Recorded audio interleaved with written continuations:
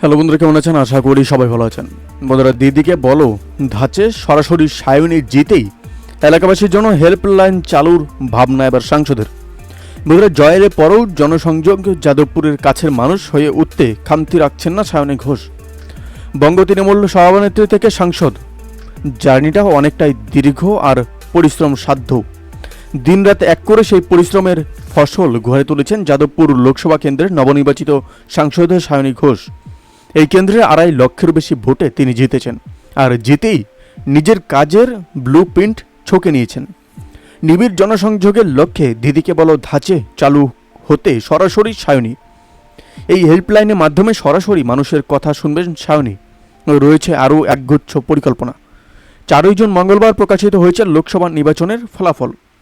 যাদবপুর কেন্দ্র থেকে 2,58,000 বেশি ভোটে বিজেপি প্রার্থী অনির্বাণ গঙ্গোপাধ্যায়কে হারিয়েছেন সায়নী ঘোষ। তার এই সাফল্য নিঃসন্দেহে চমকপ্রদ। আর কাজের মানুষ সায়নী এখন যাদবপুরের কাছের মানুষ হয়ে উঠতে মরিয়া।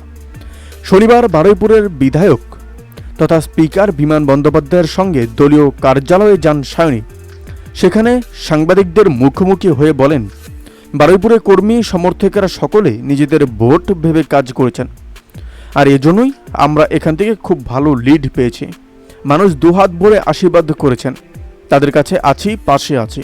ফল ঘোষণা পরে বারুইপুর, সোনাইপুর এবং যাদবপুর, টালিগঞ্জের মানুষজন আমাকে রাস্তায় দেখতে পেয়েছেন। এরপরে তিনি আসল পরিকল্পনার কথা জানান। বলেন, এমনিতে এলাকার মানুষজন আমাকে সকলেই দেখতে পান, তবে আমার ইচ্ছে 1 মাসের মধ্যে একটা হেল্পলাইন চালু করব, যেখানে সপ্তাহে 1 দিন সরাসরি আমি থাকব। মানুষ সমস্যার কথা দ্বিধাহীনভাবে বলতে পারবেন, তাহলেই তারা সাংসদকে কাছে পাবেন।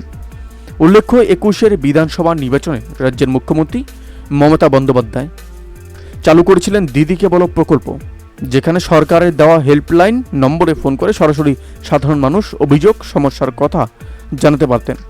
সমাধানও হয়েছে কিছু কিছু। আর 21-এর বিধানসভায় মমতা বন্দ্যোপাধ্যায়ের দলের ফলাফল সর্বকালের সেরা। এখন সায়নী সেই পথে হাঁটছেন। হেল্পলাইনের মাধ্যমে সরাসরি সংসদের সঙ্গে কথা বলার সুযোগ পাবেন এলাকাবাসী। বন্ধুরা, এই আপডেট প্রসঙ্গে আপনাদের কি মতামত অবশ্যই আমাদের কমেন্ট করে জানাতে বলবেন না। ভালো থাকবেন, সুস্থ থাকবেন, ধন্যবাদ। দেখা হচ্ছে নতুন একটি ভিডিওতে। আপনি কোথা থেকে দেখছেন এই ভিডিওটিকে অবশ্যই আমাদের কমেন্ট করে জানাতে বলবেন না।